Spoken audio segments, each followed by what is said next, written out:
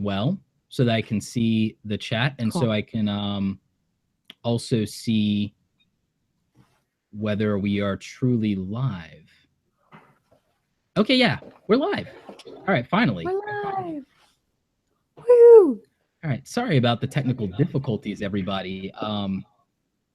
YouTube just doesn't always play nice with me. I love YouTube, and sometimes I feel it doesn't love me back. But let's go ahead and get this show on the road. Hey, everybody, this is Roberto Blake, and welcome to another Super Creatives interview. This one is with my good friend. Can't wait for you guys to meet her. A lot of you probably already know her, Amy Schmittauer of Savvy Sexy Social. And today we're going to be talking about her book, Vlog Like a Boss. Amy, welcome to the show. Hello, everybody. How are you? I hope they're all doing well. I am doing awesome. So this is super exciting because like we've been friends in the YouTube space for a long time. You're one of the people that I always come to in the YouTube business world whenever there's something that I'm stuck on, or whether, you know, I don't know exactly what's going on. Believe it or not, there are times when I don't know what I'm doing. And Amy is a go-to resource. Amy is somebody who is a tremendous YouTube creator. She's been in the ecosystem and in the YouTube world for a very long time. Amy, before we hop into the book, Vlog Like a Boss, which you guys can get from the link below, why don't you tell everybody, so that if they're not familiar, why don't you tell them a little bit about your story and a little bit of how you got started in the YouTube space and what you're up to? So I have a channel. It's called Savvy Sexy Social. I started creating videos in 2007. So this is before I even knew YouTube existed, but I quickly joined as soon as I found out. I just thought it'd be cool to make a fun video for a friend. And that's how I literally got my start. It was that simple. I don't even know how I came up with that idea, but I did. And that began the journey. What happened basically was that I discovered video storytelling by actually making something special for my friend who was getting married. I played it for her at the rehearsal dinner. I actually had to burn it on a DVD and play it for people at the rehearsal dinner. And it was so cool because she was so emotional about it. It was like this incredible experience, but it wasn't just her, it was people in the room who were emotional as well. And I just thought, how cool that you can make something for one person and it affect many. So that's really what started. That was a big discovery for me because I didn't really have a creative outlet at that time. And it was just like, that was big. It was just big.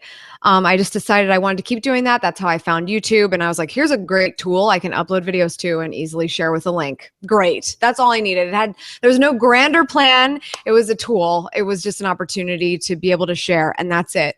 But I quickly found out what else is going on here and all the amazing ways people were telling stories as well. And so that's how I ended up here. I've been creating content for a really long time. I have over probably 1,500 videos under my belt in my career, as we just hit 700 episodes on Savvy Sexy Social. And it's been quite a journey of being able to teach what I know about sharing conversations and stories online with the community to help grow your brand. And that's what I've always done. That's what I've delivered on. And that's why I wrote a book. And you wrote what I would say is probably the book on vlogging when you think about it. And that's just super cool because I think a lot of people right now, vlogging is becoming like super popular. I also think that the story you just told goes back to one of the things you cover in your stage talks, because you're a public speaker too. I don't think a lot of people remember or realize that. And you have this saying that I love called "be their favorite." But why don't you tell us a little bit about what it means to be somebody's favorite and why, especially for the vloggers out there, somebody's going to tune into them and why somebody is going to watch them? Because I think being their favorite is a big part of it. So this was inspired by that first video that I made. The biggest thing was I wanted to be the favorite bridesmaid. I was the last person to be asked to be in this wedding. And I thought, okay, I'm going to be the favorite bridesmaid. So that's what I did to stand out. And that's where I found out how powerful it would be to have an opportunity to give my message, to share my message, whatever that message was with video. But that continued to be the theme, because I think if everyone watching here probably has said, oh my gosh, Roberto Blake, that is my favorite YouTube channel. And I think that's what we're always striving for, because first, we're really striving for share. We want someone to share.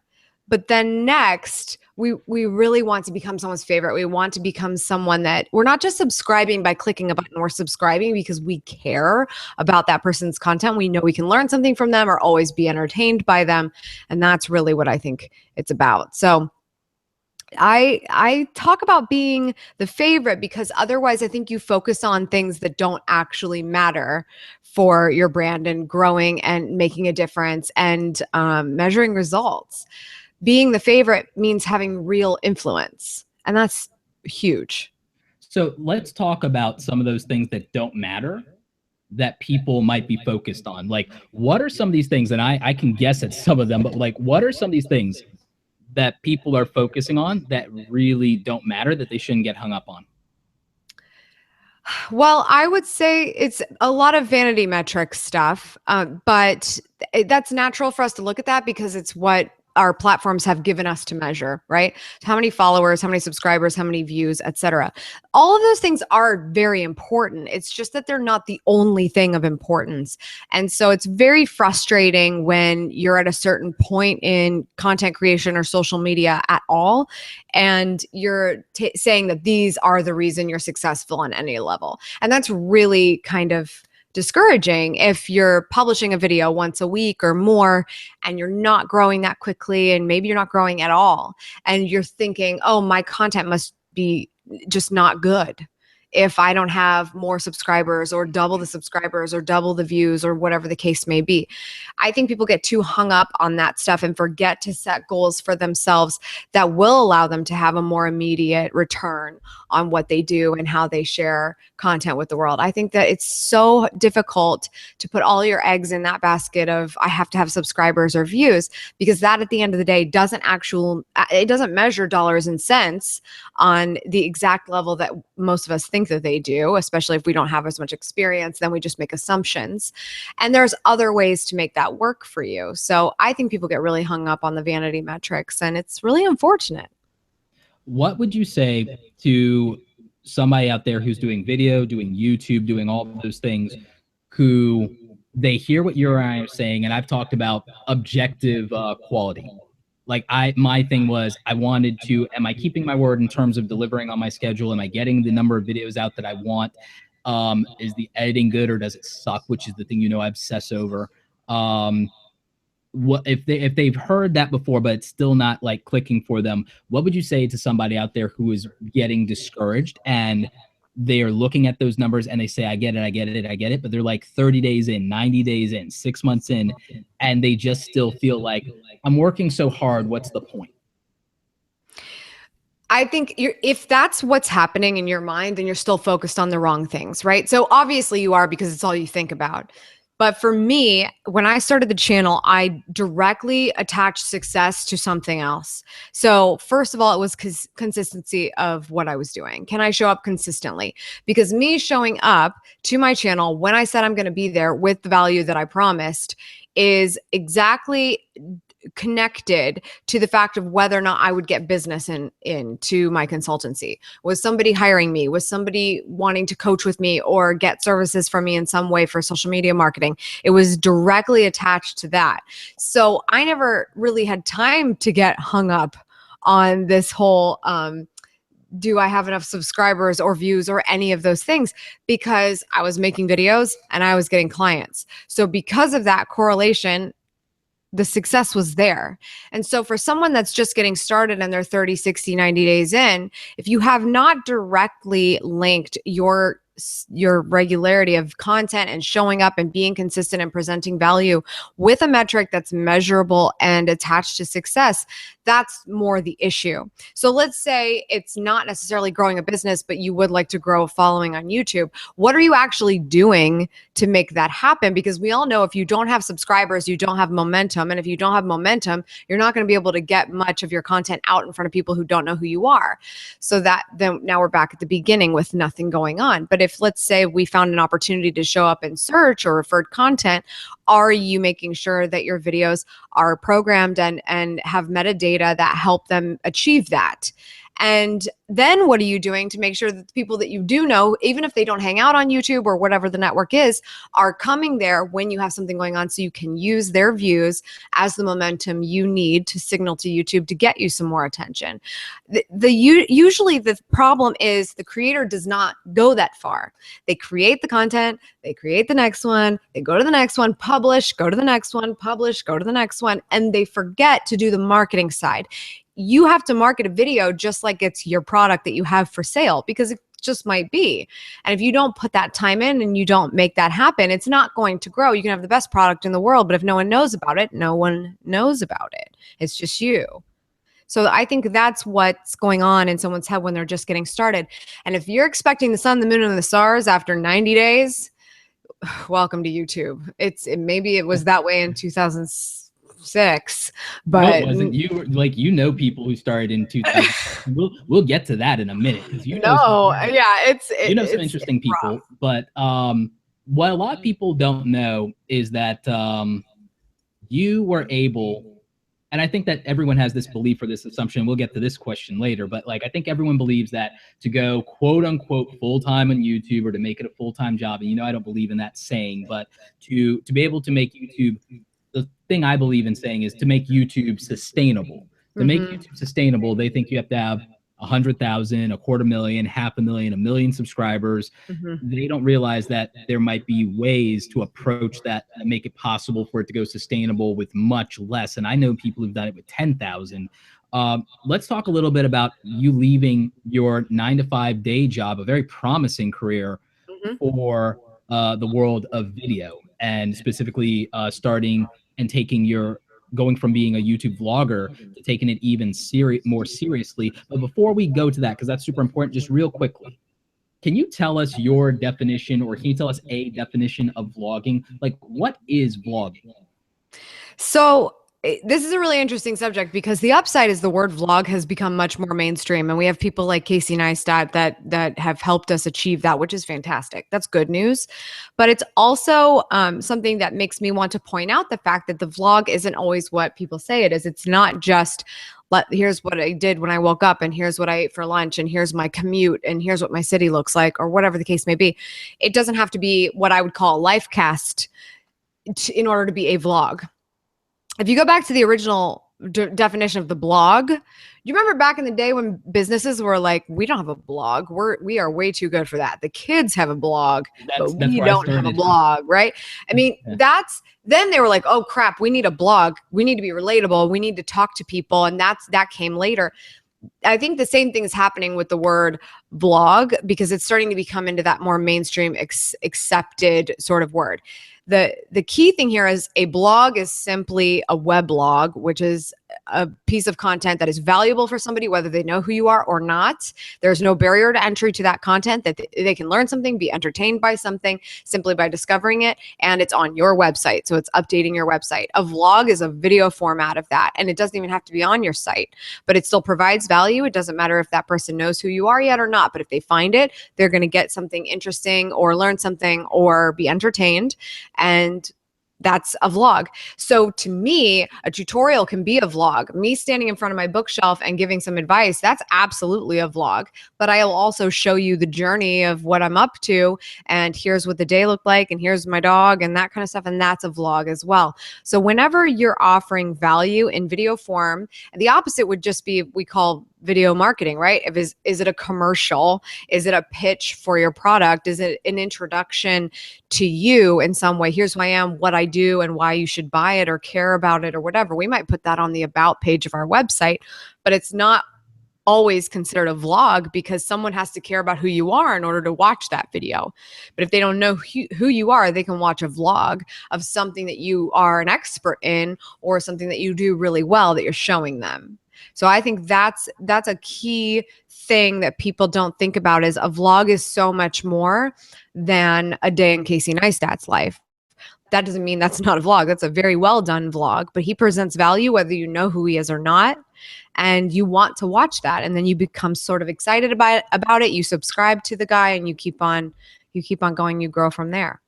Casey set out, in my opinion, and from what he said to almost like shake up, and I don't think he wanted to redefine what a vlog is, even though that's an unintended consequence. But I mean, not everyone has like fancy camera gear, like, you know, like I love. You know, I love me and my expensive gear, but I also love my budget stuff.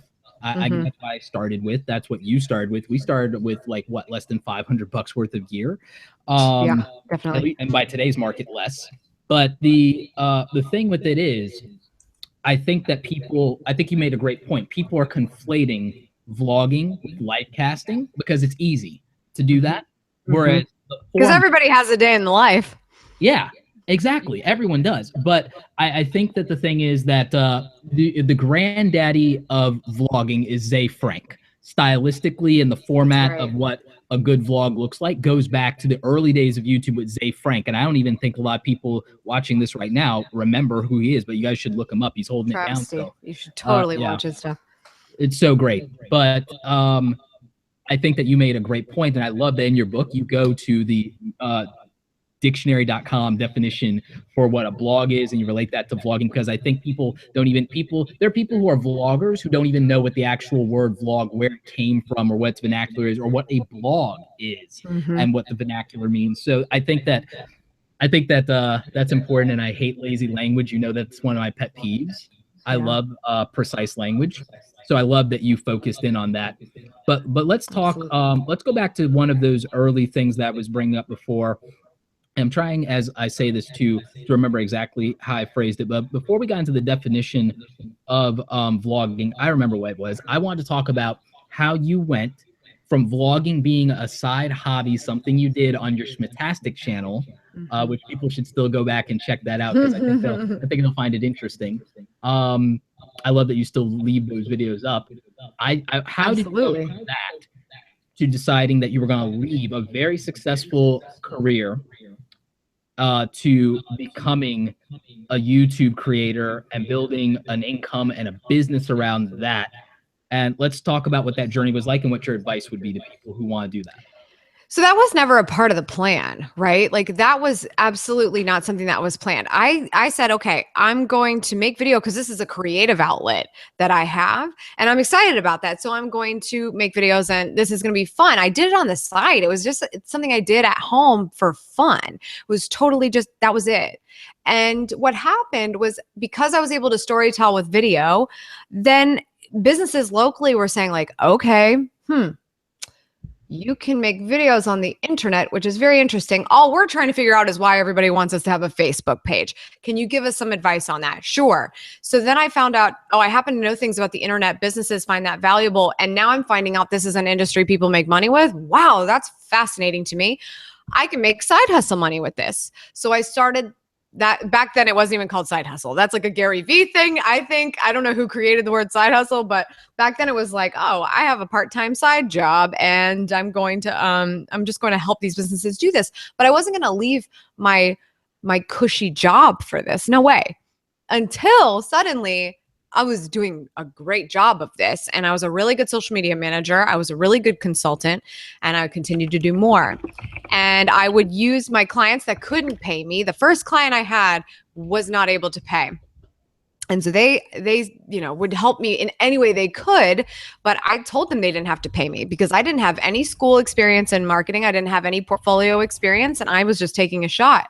And so that was pretty much where I went to them and I said, hey, look, I've been doing some work for you for a while. I think I need to go learn some more, and I need to go meet people. Help me sponsor my badge for Blog World at the time, and I'll pay for my travel. I'll use my vacation time to go. But the badge is just so expensive. I'd really use some help for that. And they helped sponsor me, and they sent me, when I went to that event, that was how I knew. I was like, it's time. I'm on the right track. I'm doing a great job. I've already started meeting people and doing the work. And so that's when I started setting myself up for, okay, it's time to go. It's time to leave this full-time job. There wasn't this, okay, I've made enough money now that I can leave and be totally comfortable. At the time, I feel it was very difficult to get to a place where the money was perfect to be able to make that decision, because usually when you're giving away 40 to 50 hours a week to someone else and it's called your regular job, then it's tough to get clients who know that you can't give them your undivided attention. And so that's why when I left, it was still a bit of a risk, but it was a calculated risk. I was, single, no kids. I didn't have a mortgage. It was fairly easy for me to take this risk, even though I was leaving a really good job. That was the hardest part about it. And it was the perfect job for what I went to school for. So I just made the jump. That was it. It wasn't because of the Schmittastic channel. Savvy Sexy Social didn't exist yet. It was just, I got to do this because I'm really good at it. And I think this is what passion actually feels like for me. And I think I thought this was it, but it's not. It's fun, but it's not what I want to do forever. That's what happened. And so Savvy Sexy Social started because Schmittastic wasn't for the audience that needs to hire me to do this kind of work. I had to create a platform that was for that specific audience. And that's why that new YouTube channel started. Awesome. One of the things I think I remember is when you got started, you also were doing videos where you were producing and editing videos for local businesses because they were struggling with that. And I think that's so practical. And I think that a lot of people who want to make the jump to full-time YouTube, which again, I hate that phrase so much, but we'll get into that later. But my thing with it is, and it's not a knock at anybody, it's that you and I come from this world of practicality because we're in the business world. More than we are, I think, even in the video world, which is content for us, which is just a way of distributing who we are in real life, because we can't sit there and have a meeting or a workshop with everyone we would love to. We'd love to do that with a couple of people, but we can't. So video is our next best thing. It's our avatar. It's how we can be everywhere at once for as many people as possible. It's how we show up. Absolutely. But that's also because the value that we have to deliver could help change people's careers, their lives, their businesses, help them support their family. And that's why we're so passionate about it. So the thing that I love is that when you were getting started, you weren't sitting there trying to make it on AdSense revenue. First of all, you were going to build. I'm still not. I can't put all my eggs in that basket. Oh my God, no. I make more than I did in AdSense revenue as a marketing manager. I probably, just off of that, like without giving anything away, I probably still do better than the median salary for most of North America on AdSense. But that would mean you don't decide that rate. You don't decide. Yeah, I don't control it. That's everyone's so zero control over that.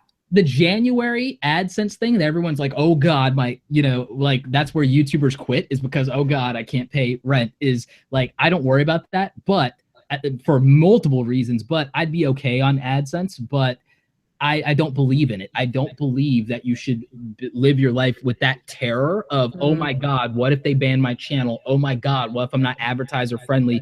Oh, can I even make this type of content? You know that a lot of people, including Philip DeFranco, a big inspiration of yours, when YouTube started doing the alerts around demonetizing videos.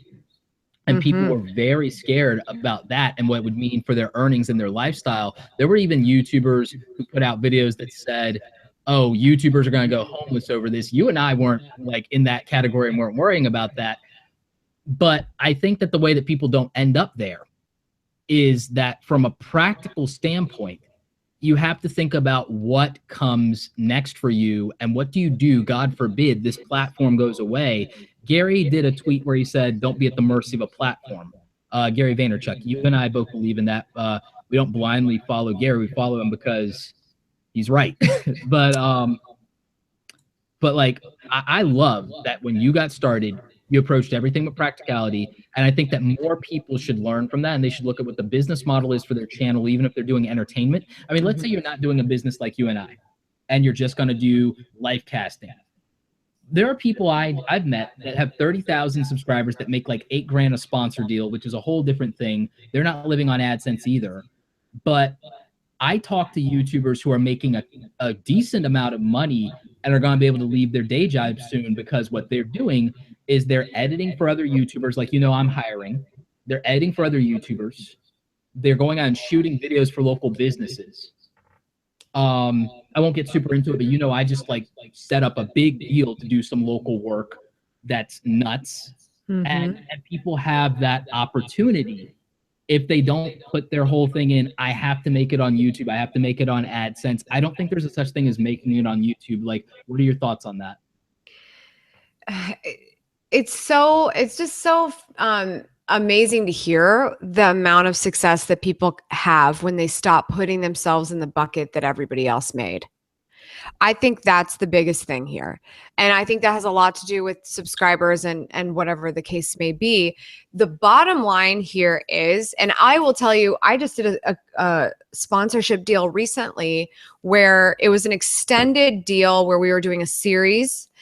And the first video, I was getting emails and they were calling me the conversion queen because the proof was in the pudding, right? Copyright. Right.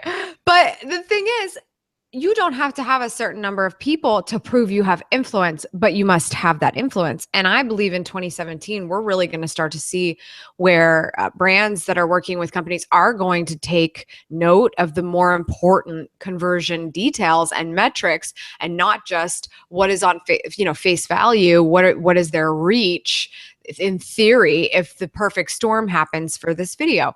And that is the reason why I think we see such incredible deals for people that were like, oh, you don't have very many subscribers. How could you possibly make that much money? Because they probably have done a great job of targeting their audience. They talk to them about what they care about and what they care about only. They only choose the sponsors that make sense for them. And therefore, they're the conversion queen, because they stay so focused on doing their audience right, not just making money. Because the more focused they are, the more niche they are, the more that they do this and they think of the people who are watching it first, the more money they will make, because a brand is going to pay off for all the hard work that you did, because you can charge for the fact that you did all that hard work and you targeted it and you're going to convert and your opinion does matter to them. So that's, I guess I'm going on a tangent there, but No, that's good news for everyone, because it doesn't matter how big you are, you can find a way to make it work. And like, I went to my first client who couldn't pay me, but how could I get value back from them? They sent me on a trip, right? How can you get value in the days where it's harder to prove those metrics? You can offer something, and people don't think about the more that they have to offer. All people think in measurement these days is the number of people that they have following them. And there's so much more to creating value for someone than that. So much more. Absolutely, 110%. I so believe in that, and it's something I get hit with. I'm gonna ask you this question. It's like it's the awkward question, but super interesting to me, because like I get beat up so much for giving advice about YouTube and not having 1 million subscribers. I get hit with like less, thank God, on talking about business and not having $1 million.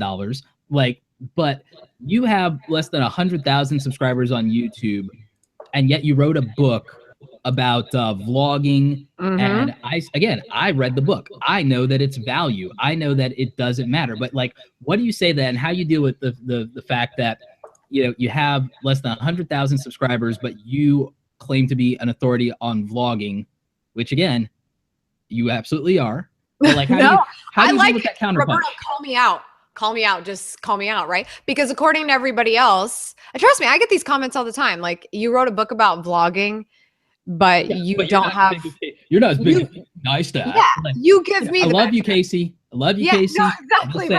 Right. If Casey was going to write the book about vlogging, I think he would be doing it. He found other things to do with his time, right? And you name the number. I get it. You don't have 100,000. You don't have 1 million. You don't have 10 million. You're right. I don't, because that has not been where I've asked for value in return for what I offer. Is number of YouTube subscribers important? Yes, on some level it is, because YouTube needs to see my content and there needs to be an algorithm of things going for me in order to get in front of more people. But there is not a magic number for that. They decide what that is every day of the week. It doesn't matter if you've been on YouTube since the beginning of time and you have 1 million subscribers, you still may not get very many views. And then there's the whole views to subscribers crap. Here's the thing. I have been creating video for 10 years. So I think I'm the boss on vlogging. And the reason why I'm not afraid to say that is because if anyone else is going to decide my success, I might as well go back to working for the man, because that's the whole point. They decide your success, and you have to keep doing everything you can in order for them to tell you when it's okay to take another step or go a little bit higher or do a little bit more. I decided to make all those rules for myself, period. So when I show up regularly like a boss to vlog to my community about how they can leverage these same tools to share their message when it's important to them, and I've helped people and I've gotten results for people, and people buy things from me and they continue to get results, and people hire me and they continue to get results, and I'm called the conversion queen by my sponsors, I'm the boss. And so that's what I say to that question when I get it in so many words. It just depends on if I'm typing that all out in a comment or if someone's asking me like you are. And to me, YouTube subscribers are not the metric for my happiness or my success. And what is a metric of success is when your audience asks you for something, do you deliver? And I have the very fortunate luxury of having an audience who asks me for things. Many don't, but I've gone so far and done so much work to even have people there that watch and therefore ask me for something. And they asked me for a book. So I wrote it. And I thought, crazy, this girl that makes video is going to write a book about how to make video. That sounds really silly to me, but they asked for it. And who am I to decide the medium? And I get to hand this to someone and say, you want to go hard? You want to vlog? You want to get started? Read this. Because if you read it, there's going to be so much action in it that you're either going to get started before you get a third of the way through the book, or you aren't cut out for it. And I would like to be able to hand this to someone and find out which one they are. Absolutely. I love that answer. I love the return of Angry Amy. She's my favorite. Yeah, yes. Everybody loves Angry Amy. So much. But it's like, because it's raw and it's real. And I was like, and that's like, people like, weirdly, I don't love doing my rants sometimes, but people love my rants when I go off on tangents on my rants, because they're like, oh, wow, he's not pulling punches. It's authentic. It's authority, which is so much of an important part. And you talk about this in the book, being authentic and being real with your viewers, being real with your people. That's the thing that people tune in for. It's why the genre of vlogging / live casting is so appealing, because we want that. Because, I mean, let's face it, that's where reality TV comes from. But I love what you talk about delivering, because it's like, even for me, and even with you writing a book, I'm working on one. And the reason that, like, I could have wrote a book on like anything. I could have wrote a book on being a successful freelancer. I could have wrote a book on like the business side of YouTube, which I probably will write that as an ebook at some point. Any number of things. Right? I mean, the real book that, like, business-wise, what would probably elevate me the most business-wise? Like, how to be a content marketing machine, writing that bloody book, business-wise, to get people to understand how I can still have something resembling a life and do all this travel that I do, but yet put out something that people can watch, put out something people read, put out something people listen to, all at the same time, every day. And I'm going to ramp that up. And I've been mostly doing it solo. I could write a book on that in the business world and they would love it. But you know what I decide I have to deliver on first? The people in my community, so many of them, so many of you guys watching this, you just can't get started, because not unlike me, you're in your own head. Like, me and Amy had like a 15-minute conversation before this, literally, that was mostly about how in my own head I still am sometimes. And that is the biggest thing that keeps people from getting started. You know this. You've talked to clients about this, Amy. You've talked to other YouTube creators about this, big and small, even from the early days, because you know people from the early days of YouTube. And can you imagine if Marquez Brownlee, MKBHD, great friend of yours, can you imagine if the first 100 videos he made to climb to 78 subscribers, if he just hadn't done it? I can't imagine it. And nobody seems to remember that stuff. Which is why I bring it up so often. It's so huge. Think about that. that's bonkers. I mean, my friend Swoozy was in the same boat. He made a lot of content for a long time and nobody watched it, but he waited and he did the work and he met with people and he collabed and he tried. He didn't just sit behind a computer and wait for something to happen. He did the work. Marquez, same thing. Austin, same thing. All these guys, the same, freaking everybody, the same thing. I went to Swoozy's panel at VidCon. I met him a little bit. Like, you know, I don't know him like you know him. I met him for all of like 5 minutes, but Adande's a great guy. But the thing is, the thing that stood out to me in his panel was when people were asking about how long everything took, and he talked about it took him 5 years to get 5,000 subscribers. So 5 years, 5,000 subscribers. And he probably could have moved faster, and maybe some things just didn't pan out or work. Something got in the way, or he had a job to show up to. All of those things, everything has an effect. The bottom line is, what does success look for you, and what are you willing to do to get there? Because if all of those things are strong enough, you have to ask yourself the hard questions, like, would I be willing to wait 5 years like Swoozy did? If the answer is no, then you shouldn't do it at all, because fortunately, you'll probably work harder and it'll take less time than that. But at the same time, the bar for content these days is very high and you need to do quite a bit to stand out. That doesn't mean that people aren't going to get hooked on you. If you make relationships and you talk to people, you actually care about people and they'll subscribe to you because of that. But you have to be willing to wait, even if the answer was 15 years. Because if you're not willing to wait, you're not going to be happy or content or be able to celebrate any milestone that happens for you. Any. Right. You know, when you celebrated double digits or triple digits or then quadruple digits and then 5-digit numbers and subscribers on YouTube, did you celebrate that? Or are you just like, it all sucks until we get to 1 million? And the same people I've heard on panels over and over again. We got 1 million subscribers, and that day the sun came up the same way it always does, and the same stuff happened, and life did not change at 1 million subscribers. I love that. That's why I did a video about what life looks like after 100,000. Something you'll find out pretty soon after this book, I'm sure. Like, it doesn't change, except maybe you get a few more haters, maybe you get a little less. I think proportionately I get less now that I think about it. So that happens. In some cases you're able to charge more for things, and other than that, the only thing that changes is you're like, well, now what? Now what? The amount of work that I'm going to have to do next month after I hit 200,000, the amount of work I'm going to have to do in my business is not changing predicated on that, unless it means that there's an influx of attention from the business people.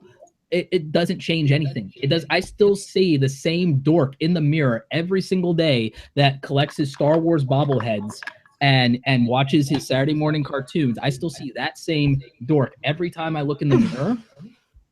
You know, I still lose sleep at night over like not realizing like that that this girl Crystal had a crush on me in 7th grade, and that I just like didn't acknowledge her because I didn't think she would like me. And I feel bad about that every day. I still feel bad about that every day. And then I go and make my videos. And so nothing changes. You like who you are should not be predicated, and the value that you assign to yourself, the value that you have in the world is not predicated on these numbers. Right. I'd even make the argument that how much you can charge for certain things isn't necessarily predicated on these numbers. I think that so many people that have so much to offer are stopping way too early because they're cashing out. They're cashing out and saying they're not good enough, which is why I'm writing the book that I'm going to write, because like they don't think they're good enough because they have this narrative in their head of these numbers not telling them they're good enough, or the handful of trolls that they're listening to, they're telling them they're not good enough.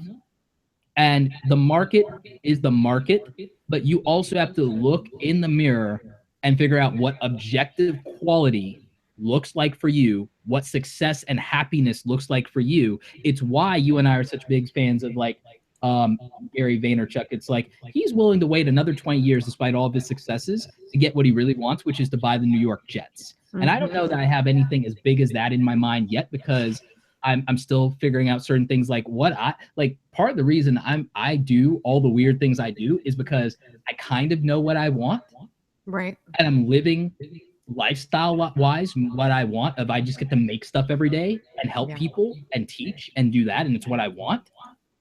But aside from like very few, very specific things, most of which I've already checked the box off of, I have no idea what like an end game of being satisfied looks like for me. I just like climbing mountains. Exactly. Exactly. I love that you said that too, because I did a product hunt live chat a little bit ago, and somebody asked me, what do you think success is for you? And I can honestly say that success for me just is something as simple as do I wake up every day happy with the progress that I've made and happy with my life? Because essentially that's what I'm in this for. Being able to live life on my terms and do work that revolves around something that I'm excited to do every single day and happy to have a part of my life, not living for clocking out or waking up and being able to sleep in and not waking up, I guess. But that's the most important thing to me. So for success, am I progressing and getting things done and happy with my work and happy with what I do every day? That's what success is to me.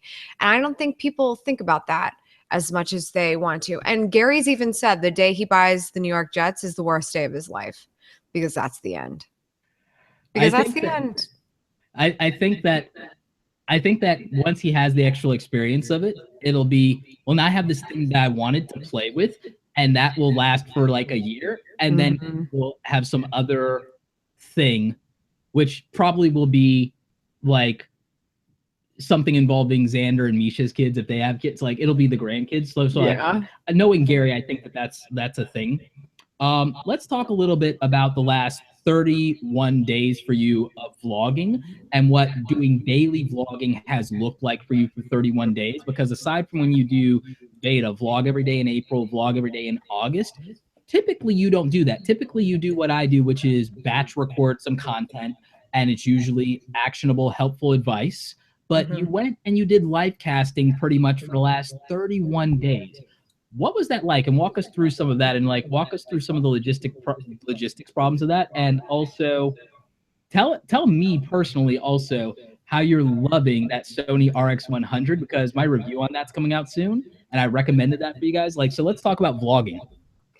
So, this was something that I knew that I had to do if I was going to publish a book called Vlog Like a Boss. There's no better way to launch a book called Vlog Like a Boss than to vlog like a boss. So for me, it was really important to not only share video, but to share the journey of this process. And so that's essentially what we did. Every single day, starting January 1, we published a video, myself and my fiance and Lucy, the dog, of course. And we basically just said, like, this is what it looks like to launch a book every day.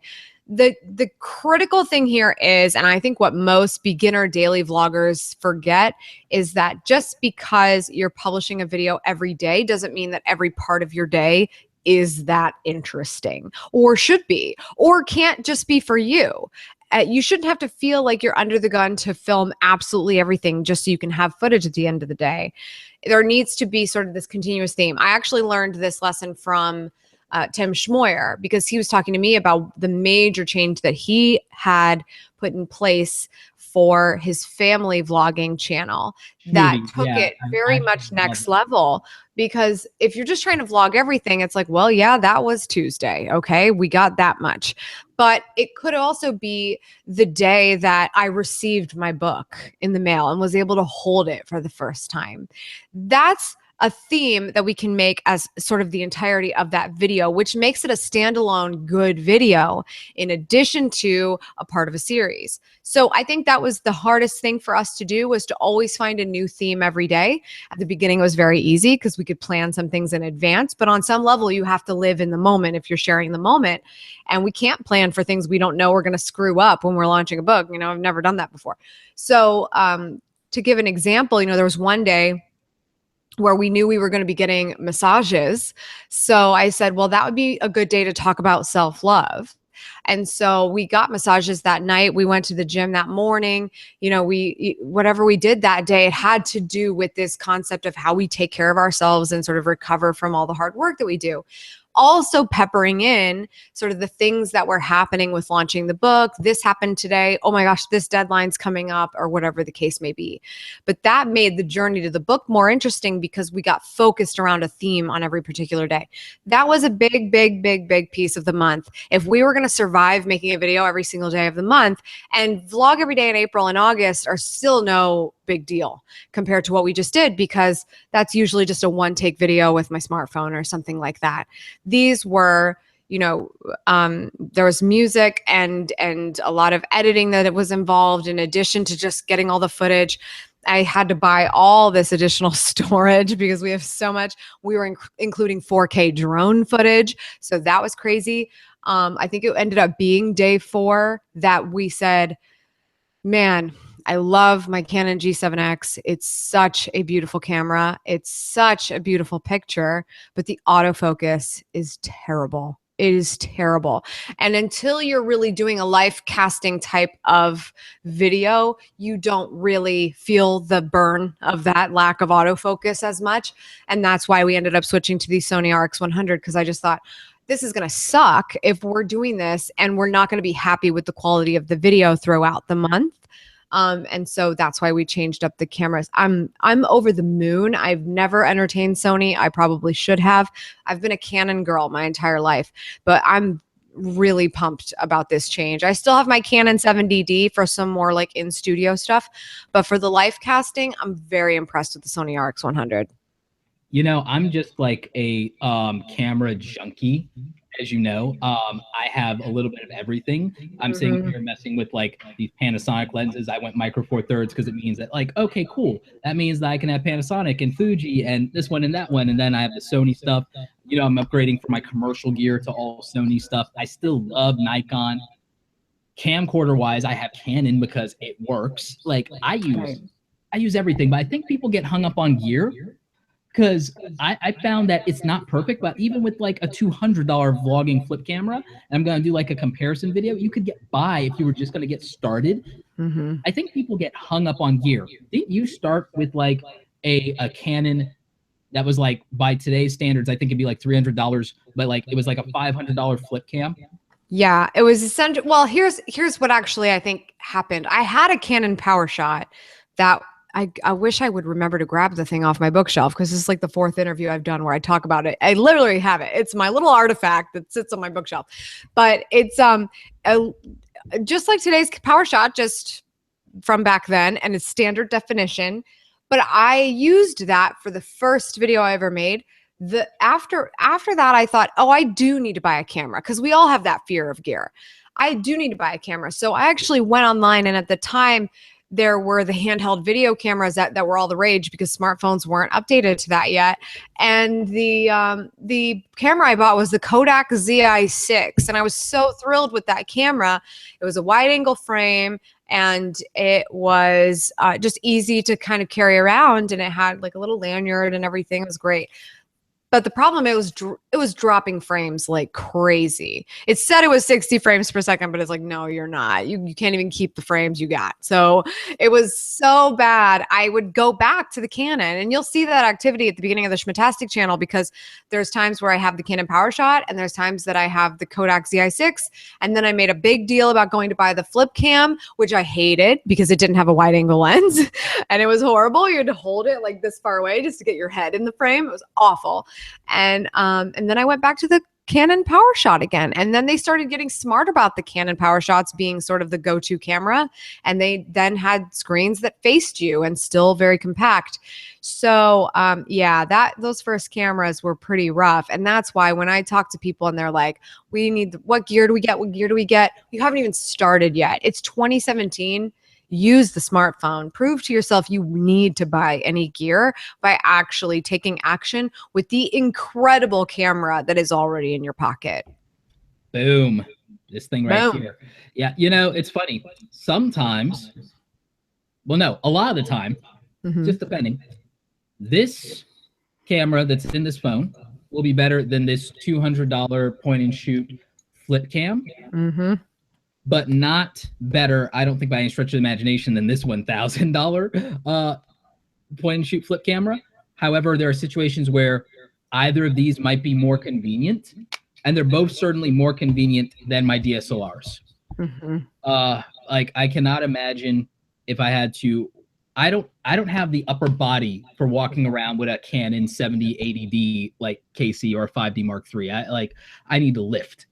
Like Right. Vinny will like get on me about being in the gym. He gets on both of us about that. But yeah, we've got 10 minutes left here because I don't want to take up all of your day. I absolutely could, but I'm going to be not selfish. But like with the last 10 minutes, I want to take a few questions that I'll like curate from the live audience here about that. But in the meantime, I want to encourage them to use the link in the description below and buy the book Vlog Like a Boss by my good friend Amy Schmittauer. You can go to vloglikeaboss.com. There's also, is there still a barter deal going on if they buy multiple copies? Absolutely. So I actually, I want to make sure, so I'm going to type it in, but we have a special page for the Create Awesome community. So if you go to vloglikeaboss.com and type /Roberto Blake, vloglikeaboss.com Roberto Blake, and that'll take you to the website. That'll let you know what's going on. But there are barter deals, including if you want to kind of chit chat with someone, talk about your YouTube channel, talk about your game plan for vlogging. Anyone that buys more than one copy that's actually going to pick up 7 can chat with me for 20 minutes and we can have a little consult, which I'm so excited about. A bunch of those are rolling in, which is really cool. You can do a giveaway on your channel, which will make those other copies worth it. But you can scroll down a little bit and go check out those Boss Book deals. But regardless, if you pick up 1 copy, then you are able to redeem the bonus that I created specifically for this book. And that's the Authority Video Formula mini course. We go deep into this on chapter 7, but I really love talking through this with people in addition to writing about it. So you can read about it, but I wanted to have a video for you to walk through it. And it's essentially my formula. If you have no idea what to do throughout a video, it walks you through the best thing you can be doing at every point of your video to make the best possible project every time. And there's a PDF you can actually use, print it off, hang it up in your office, put it on the desktop of your computer, and use it as your guide every time you make a new video. So that's anyone that buys 1 book can take advantage of that. And that used to be a product that you only used to sell to your community, and it was That's right. It was a lot more than the cost of a book. I'll tell you that right now. Huge value if you guys go ahead and get that. So we've got a quick question. Edge 209X Max about what Roberto and Amy are using to record this Google Hangout. How does that shoot back and forth like that? So right now we're using Google Hangouts on Air through YouTube Live, which is more complicated than it should be, and I cannot wait for them to correct that. And there are some other things. I'm going to be talking with Rob Hicks from Enlightened Audiovisual about how I can use their services for us to like produce live video on the back end a little bit better with, I believe, like Zoom, is it? Yeah, he uses Zoom, and then he obviously doesn't use Hangouts. He uses like Wirecast or whatever you're supposed to sync with YouTube or Facebook or whatever the case may be. Yeah, so eventually I'm going to figure out what that looks like. And then when we do, we'll put together I'll put together some kind of training or guide to help you guys with that kind of thing if that's what you're into. Because for those of you who are YouTubers, live streaming and interviews are going to be big in the algorithm. They're kind of already are, and that's where you're seeing me do more of it. Let's see. Mr. Thane asked, any tips for thumbnails for vlogs? Amy, what do you think about that?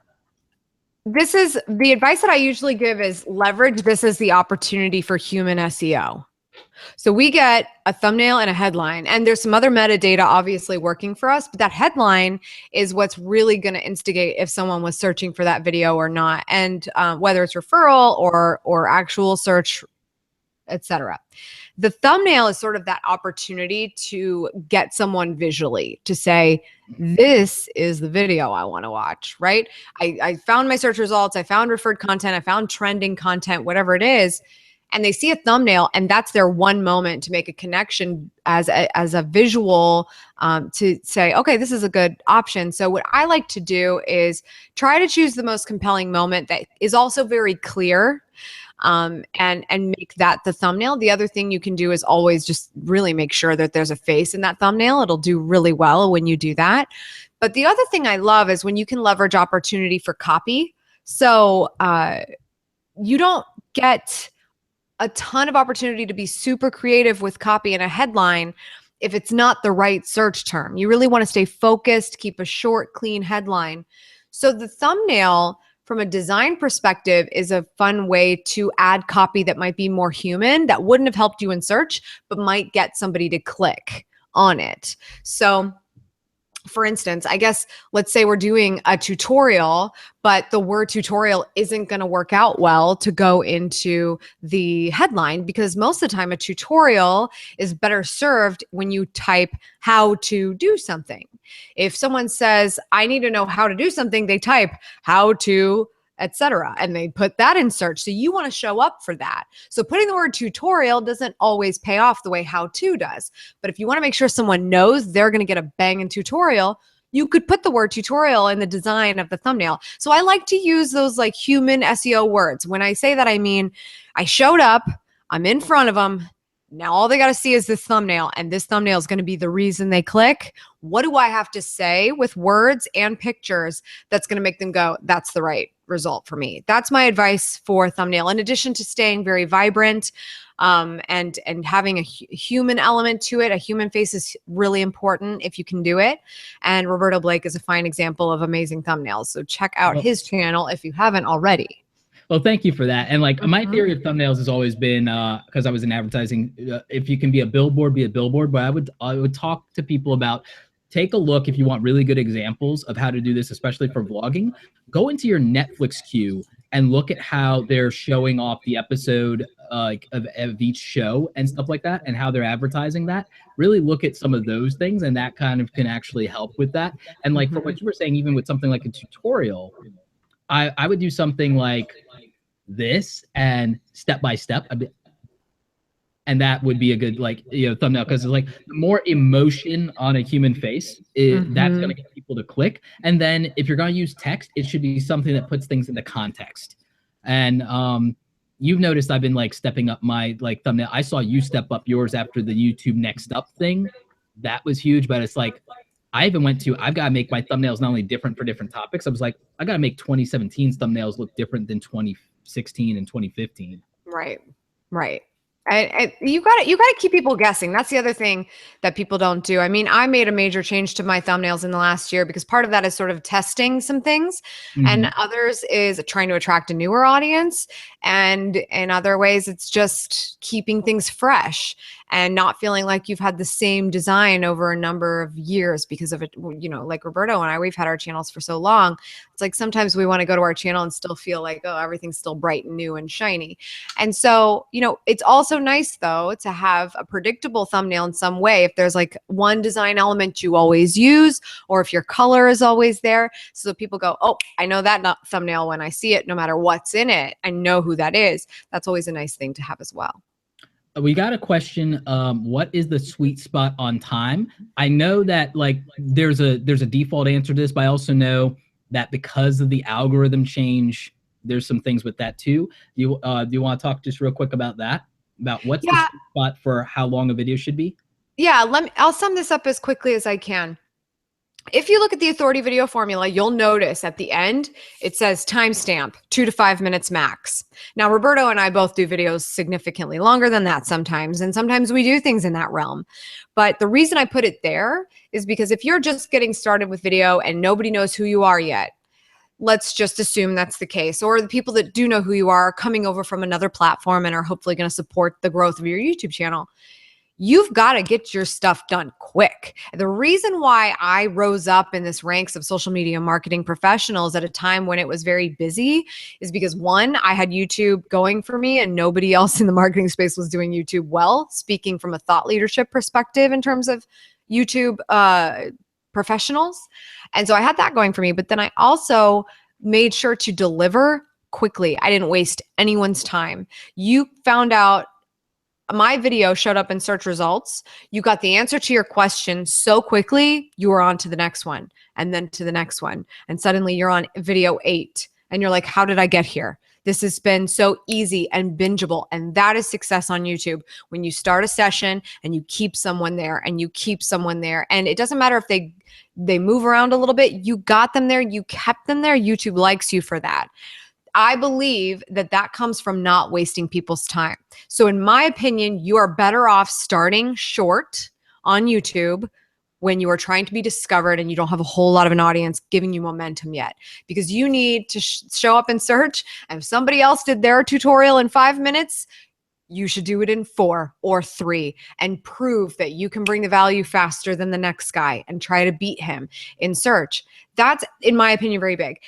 The other side of this is I have, again, the luxury of an audience who watches my stuff. So if I upload longer form content, YouTube loves me for that. More minutes watched, more time on the platform. Live streams absolutely crush it. YouTube loves these things. But I have to have an audience that cares in order to post long content like this. Otherwise, who's listening to it? Who cares what it is? So that's why I say, you know, start to grow into the long form stuff as it works with what you've got going on. But if you start with the short and very bingeable and easy to share type of content, you're going to start a really great foundation on YouTube. That's a great answer, and I love it. And the thing is, it ties into, I think I may or may not have told you this like secret privately, but I'm going to go ahead and tell everybody who's viewing now this secret that ties into exactly what you said, that I don't think 99% of people, even the biggest people on YouTube, know about. And it's because I used to be a web designer, so I look at every single thing in YouTube like crazy. Mm-hmm. YouTube secretly categorizes videos that are under 4 minutes and also videos that are over 20 minutes. And therefore, if you are doing short form videos like you talked about, that are 2 to 4 minutes, that has the emotional value of I didn't waste people's time and I'm getting them to care about me first and I'm getting them to make an easy emotional commitment. But guess what? You're categorized in the YouTube algorithm in search for short form content, and it is going to figure that out and distribute that and use that. But if you're also doing longer stuff like tutorials, which is where I started on YouTube, really, when you go over 20 or 20 minutes and you do stuff that like Flurn is one of the best tutorial channels out there for Photoshoppers, like that kind of stuff. And like what TutVid does, when you're going over 20 minutes, you're stacking watch time for the algorithm, and that's a hack. Which is why in between there, a lot of marketers are telling you about the 10-minute thing, is because it's manageable for most people to do up to 10 minutes. And that's why vloggers are crushing it on the 10-minute vlogs now. And so my secret is that I have a plan and a strategy to increase the volume of content that's under 4 minutes and the volume of content that's over 20 minutes, since my regular stuff is right in the middle anyway. Right. Absolutely. All right, so let's grab one last question and let's try and find a good one. And then I might like throw a curveball question.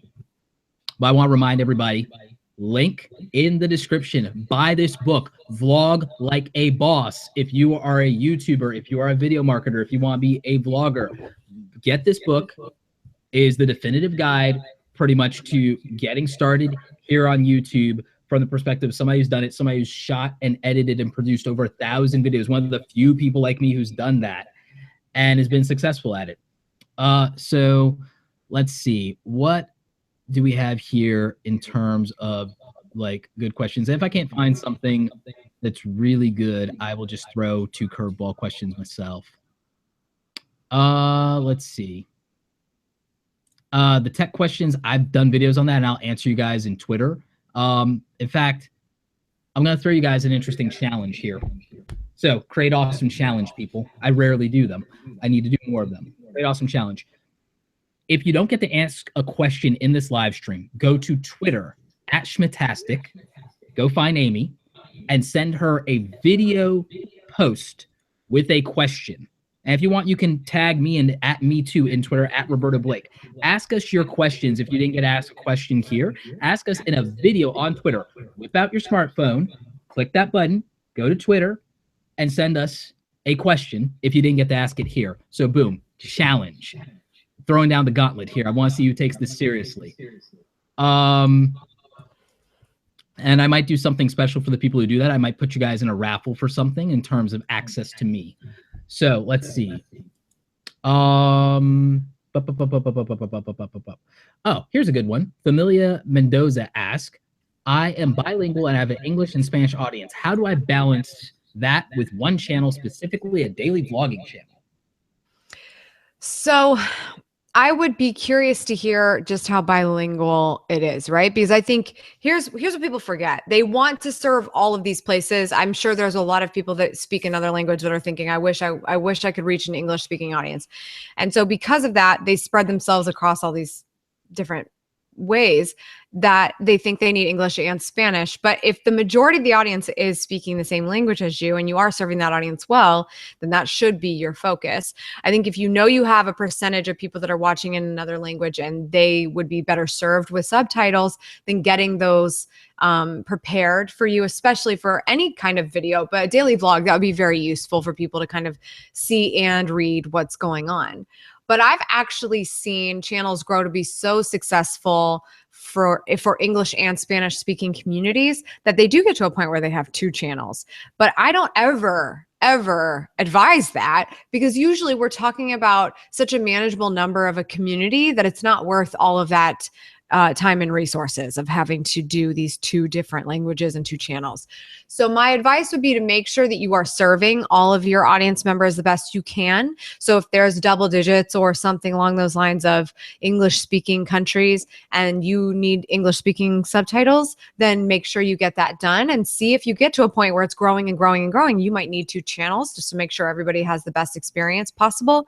But usually it's a subtitling thing, because you should be incredible at the one channel that you have and try to best serve your audience that it's customized for, because we can't be all things to all people.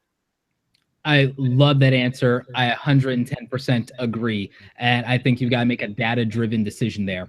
So the last community question here from the Create Awesome community is from Tony Thomas, and he asks, what is Amy's ultimate goal? Hi, Tony. He's my very, very dear friend in the social community, and I appreciate you. He sent me a really amazing pen in the mail that Vincenzo Nice. like totally nerds out about pens. And he's like, what is my goal? Was that the question? What is your ultimate goal? My ultimate goal. Yeah, like Gary's, what's your version of buying the New York Jets? I don't personally feel the need to have that. If I had to pick something just to pick something, like, oh, if you could have anything, what would it be? I feel like I would like own a Las Vegas hotel or something, because I fully enjoy the Cosmopolitan. I would own the Cosmopolitan Hotel in Vegas. But that is not in any way what I'm striving for every day. Because what I strive for every day is simply me wanting to be happy with my own life, waking up happy on my own terms, continuing to feel like I'm getting better at being me. But that might always be the same size house. That might always be what I have going on right now. As long as I'm able to live comfortably and happily and feel like I'm growing as a person, that's the ultimate. I get to wake up every day and be excited about what I'm doing because I decided it was so. Or I'll be so mad at my boss that day, but it's me, so it's my fault. But if there's too many days in a row that I'm mad at the boss, then there's a problem. But I'm not. My ultimate goal is just being happy doing what I'm doing, so that I can have a life that I love. That's it. I don't have to own the New York Jets. I don't have to own a Vegas hotel. I can make it sound cool if somebody wants me to give an answer like that, but it's not true. It might happen, but it's not. Yeah. It's not really what I'm doing this for. I hear you. I'm the same way. I don't have a definitive thing like that. It's like I have this more weird abstract thing that's kind of like I'd buy a hotel and I'd run that because that'd be cool. It's like I would build some kind of ridiculous campus. And the thing is, I wouldn't necessarily charge any, I would literally, I know what it is. I know exactly what it is. So my abstract, weird thing that I would build a Library of Alexandria. I'd build the modern day technological equivalent to the Library of Alexandria, because Alexander the Great is my historical all-time hero. And so I would build something that I subsidized with what I've earned in life, that for the rest of all eternity, people can come and they can create things and learn things that they want to learn, and that the greatest minds have put resources and stuff into this. And to have built that, if I could do that and leave the world with that, that's the thing that I would go out on. That would be my thing if I had to come up with some weird end game, then that's it. Yeah. Good enough for me. Yeah. And it's like, you know, maybe they As long as you're doing you, it's good enough for me.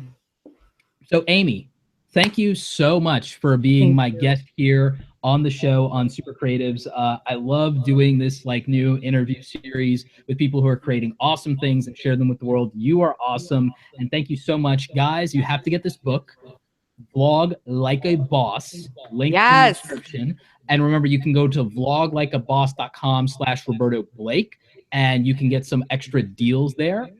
So, guys, I again, this is one of my favorite interviews. Amy's one of my favorite people. And if you aren't checking out her channel, that's linked up in the description below as well.